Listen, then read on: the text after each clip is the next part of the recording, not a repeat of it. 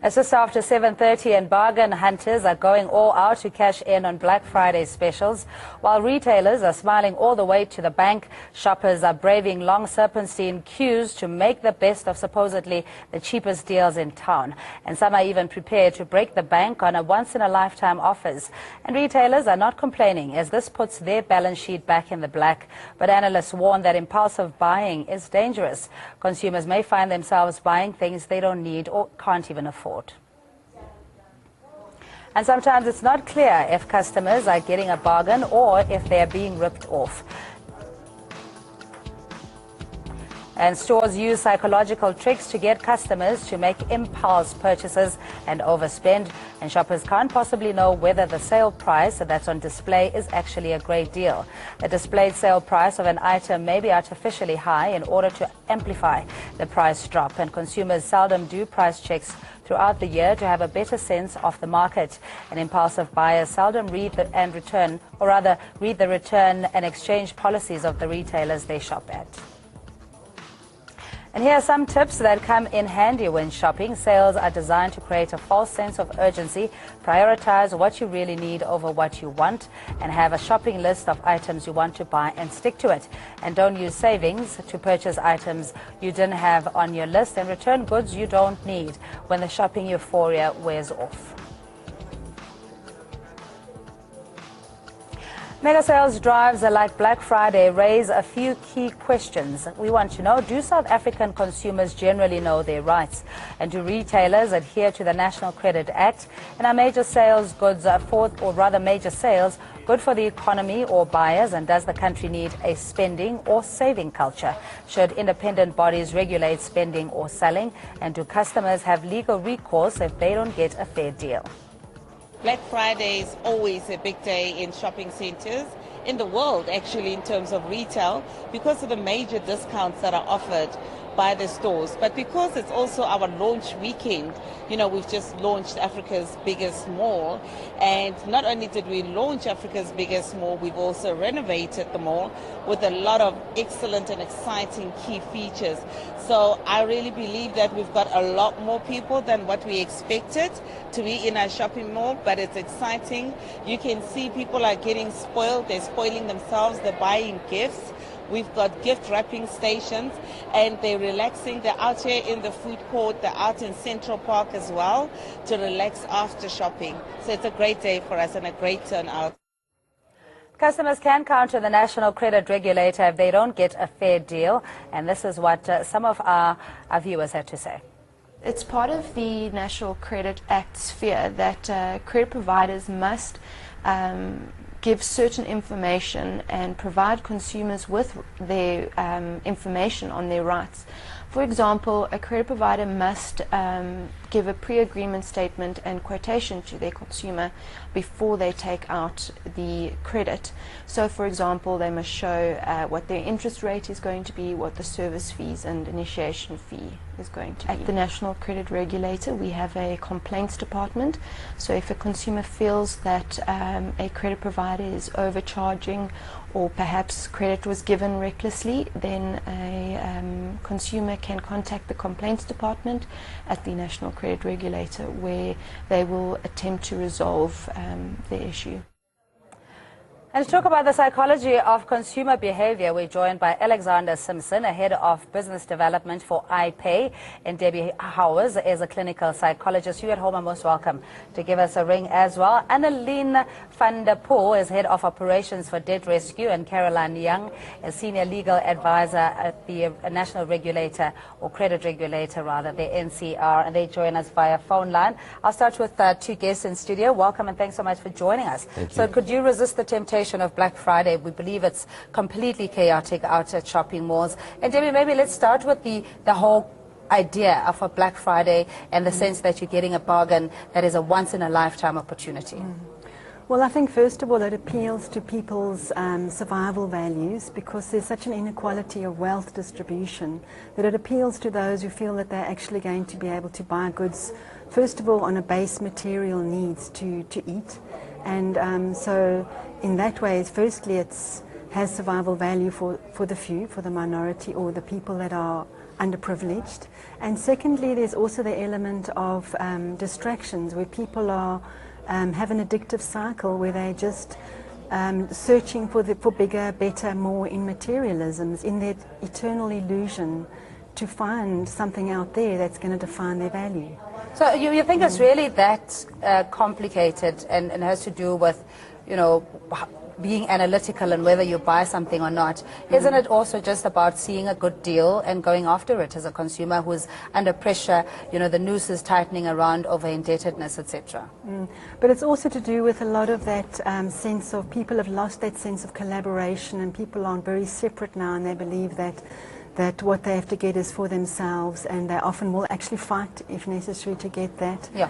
And but people have lost that sense of collaboration and working together and self-sustainability, and they believe that they don't have everything enough. Yeah, but Alex, in the retail space, obviously, it is about the customer. You know, in making it convenient and easy and innovative for us to spend our hard-earned money. With iPay, what kind of value offering or value proposition do you offer? So the value comes down to the fact that we offer an instant EFT solution. So we utilize the normal banking process, and we enable them to pay across all types of platforms and methods.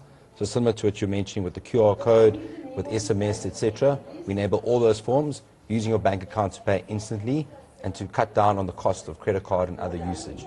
Yeah, but if you use your bank card, you can still do an EFT and pay a penalty if you wanted to clear the funds or to have the funds cleared. How's yours different? They can be revert, although it's a lot more difficult, and the cumbersome comes on the actual consumer. They would have to go to the bank themselves and actually make sure that the refunds are refunded properly if there's a problem. Still correct. All right, let's invite Annaline van der Poel, Head of Operations for Debt Rescue. Annaline, thanks so much for your time. Are you anticipating that you'll have many more customers who will be under debt review because of this spending frenzy that we see with Black Friday? Good evening, Cindy, and thank you for having me as always. Yes, I think that culminating potentially with obviously the festive season coming up and people possibly overspending due to that and the pressures on them psychologically to meet these needs of what society expects of them, definitely we are seeing that there are going to be increases. And I think this comes back to everything that you've just said and with regards to specifically looking at your wants versus your needs, know your prices, have a budget, have a list of what you plan on spending and buying and stick to that list. Yeah, and Caroline, as the senior legal advisor for the National Credit Regulator, have companies and marketers and advertisers adhere to the National Credit Regulator and primarily the Consumer Protection Act in not exploiting the consumers' what do you call it? I mean, you know, instant gratification and the urge to want to splurge, as it were. Caroline? All right, we'll have to get back to Caroline. But I'm interested, Alexander, in what you were saying around the ease of payment. And I think what has been created is this a sense that consumers are generally getting a great deal. There's legislation on the side that's supposed to protect you. And we have all these fantastic malls and big brands internationally coming to the country that you want to feel part of that global village. Like you matter, that, you know, you're contributing to the economy and the retail sector. Do you think that's what people generally apply when they shop, or is it just reckless spending? Well, I think it's often they're blinded by the stars and the glitter and the distractions, and they lose focus of core values and the importance of real life and family values and who they really are, independent of what they have and what they don't have. Yeah. And just to add to that, they also lose the actual opportunity to rationalize the situation, to see if it's a necessary thing or it's just because of the fashion and what society's doing, not necessarily what they need at the time. You know what you're saying, it feels as if we're sort of living vicariously to what ideally we're supposed to do as a society. There's no social cohesion, there isn't all that quality time and having hard moments. It really is about acquiring as much as you can, you know, escaping your immediate circumstances. But on the one side, it can also be good for the economy, though. I mean, we need to have money circulating, we need to have jobs, we need to boost that kind of activity. Sure. And as long as it's done in the right way, no violence, in a more controlled manner. But I think as each year goes past, I think Black Friday will be controlled in a better light. So it gets brutal. where people what are I fighting see, for yeah. bargains. Oh my In goodness. the retail environment. All right, Laksan and Tembisa, thanks for calling us and thanks for your patience. Good evening. What's your question or comment? Yes, good evening, Cindy. Yes, sir. It's about this Black Friday. Apparently, I didn't find it as a bargaining process because most shops, stuff were like same prices and everything, like things that have been lowered on prices were just like snacks and other small items which are not basic commodities for households, you see. So because I just found like toilet paper, snacks and other funny things which were their prices cut down. But the rest of the stuff is just like same prices, and it's just a misleading process actually. I didn't find it so convincing. So, I didn't enjoy the shopping. all right, so you only got yourself toilet paper, and it's very critical, hey? Laksan. Yeah, because I was expecting like a lot of those, because I got like several adverts on my phone saying a lot of stuff will be slashed down. Actually, they should have like said on selected products.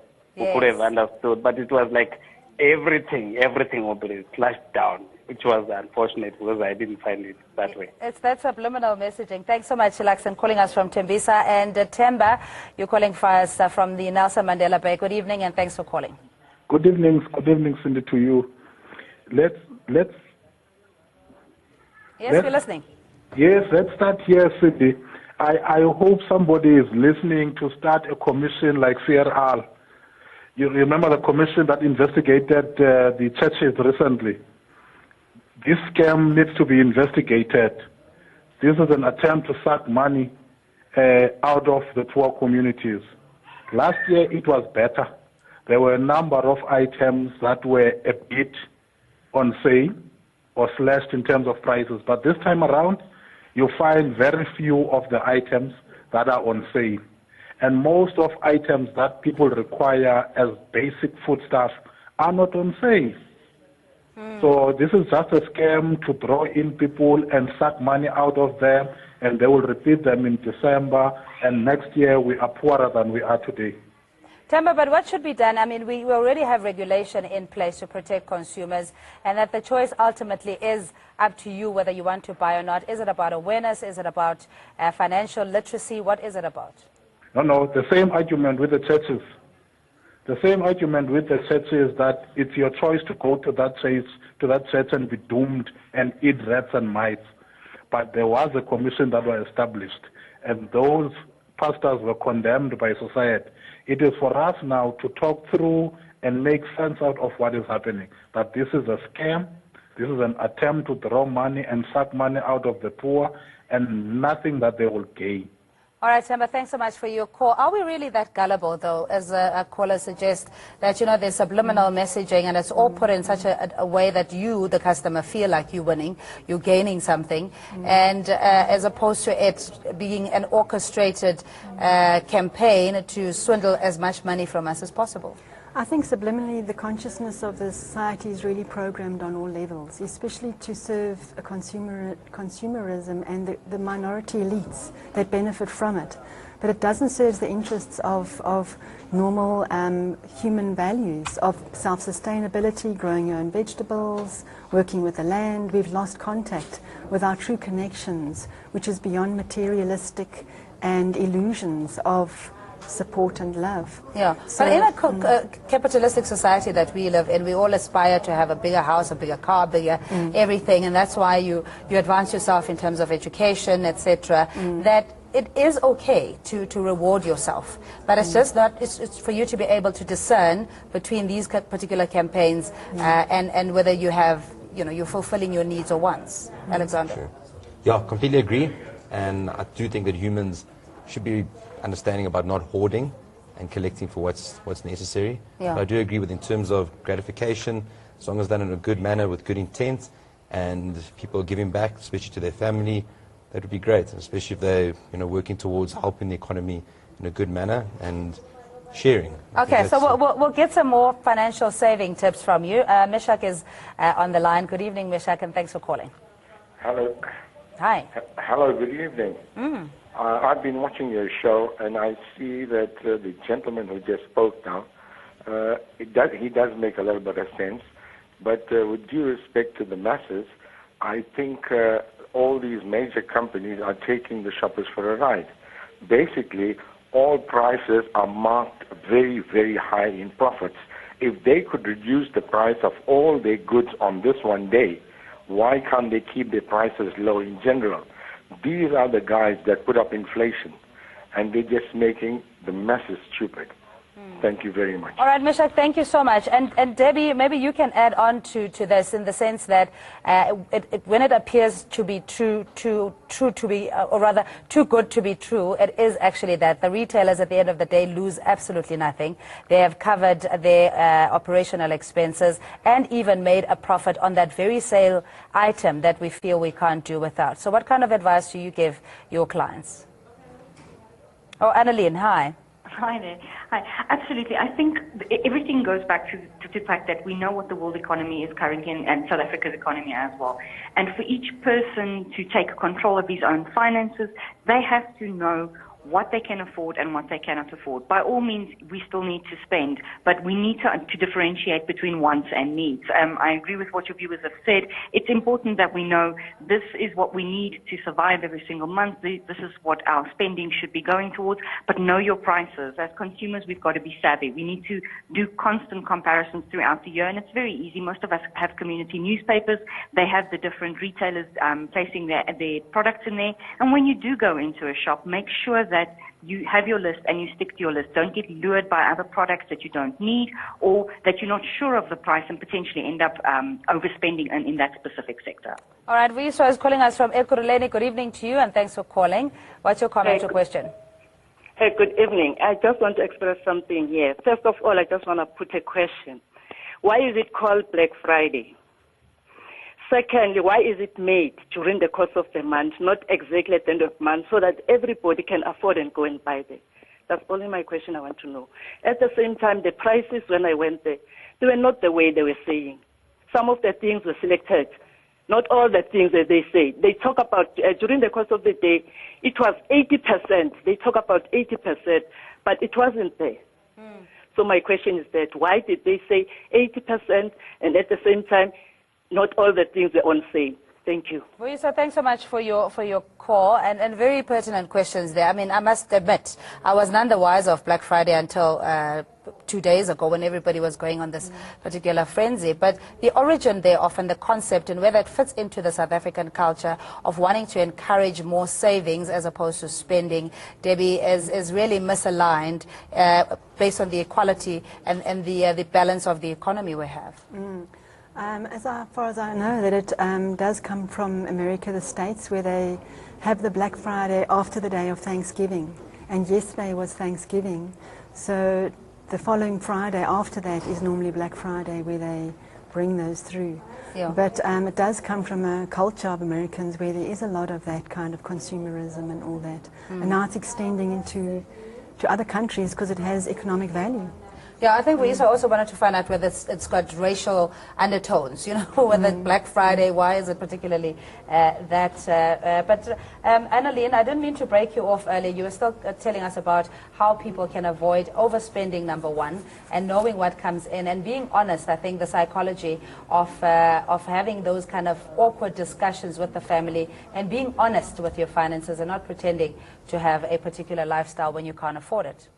Absolutely. You know, like I said, I think there's very few people who are not aware of what the economy is currently, like I said, worldwide as well as in South Africa. We know the realities of what's going on around us. And it becomes less awkward to have these discussions. And specifically, as I said, we're heading into the festive season right now. And we're busy doing our planning for gifting and getting together and having social events. But there are so many ways we can do this without overspending. And there's small little changes we can make, such as if we're having a big get-together, not buying for every single person, but perhaps rather having a secret Santa, drawing a name out of a hat and buying for for one person, or perhaps only buying for the kids in the family, not the adults, where you possibly even end up with a gift you didn't really want in any case.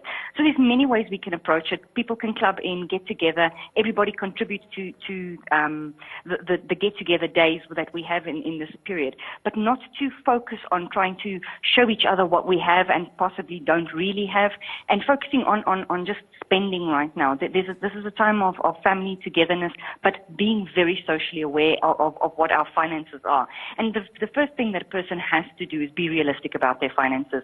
You need to do a recon of what your financial analysis is, draw your bank statement, see where your money is going, and then do a budget, especially now. I mean, it's a bit late to start budgeting for festive spending right now. It is quite late in the year. But if you're lucky enough, for example, to get a 13th check or a Christmas bonus this year, apply it wisely. Don't just say, okay, well, this is now for my latest gadget I would like to go and buy.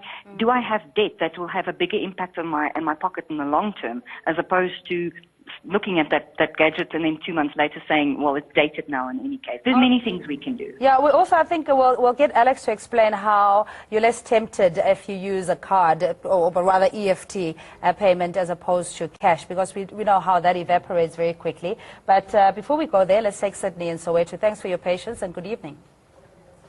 Hi, Sydney. How are you? Good, thank you. So were you part of Black Friday tonight? Yes, I was part of it. Okay, and how many bargains did you manage to collect? No, what happened, I don't know, should I mention the retailer? Carry on. I went to Macron and come and see if I can get something for myself that is a basic food, you know. I was not happy because now what is happening, this Flora butter, which is 1 kg, the normal price is 50 rand 75. But when you have to get, if you have to get a special, you have to buy 2 of these kg, which come to 100 rand, which they give you.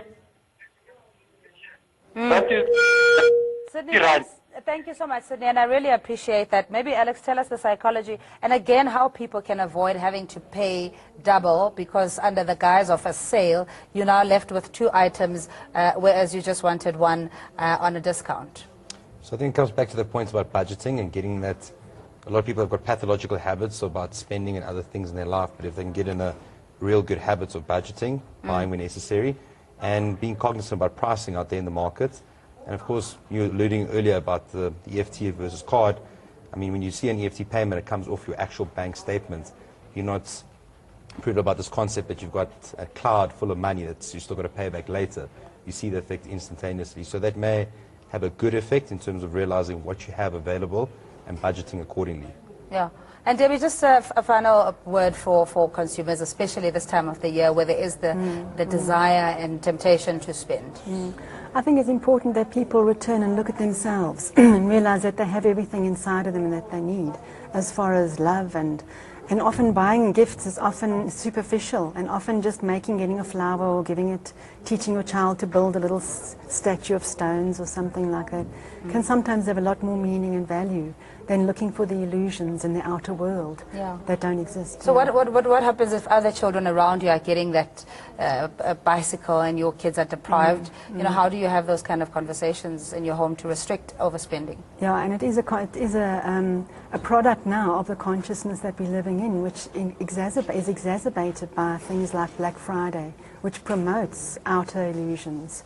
So you're right, yeah. But the bare necessities and the obvious things like bicycles or whatever, it's important, but then it goes to the extreme where they start getting distracted with all the gadgets and the games and all that. All right, we're going to have to leave it there to both of you. Thanks so much. I'm sure you want to rush to the stores before they close. Having said that, but thanks so much. That's Debbie Hauer. She's clinical psychologist, and Alexander Simpson is head of business development for iPay. On the line, we had Annaline van der Poel, head of operations for Debt Rescue, and Caroline Young from the National Credit Regulator. And you at home, thanks indeed for taking the trouble to call in. Up next is Clive Ramatibela Smith with Biz Pulse. Don't go away.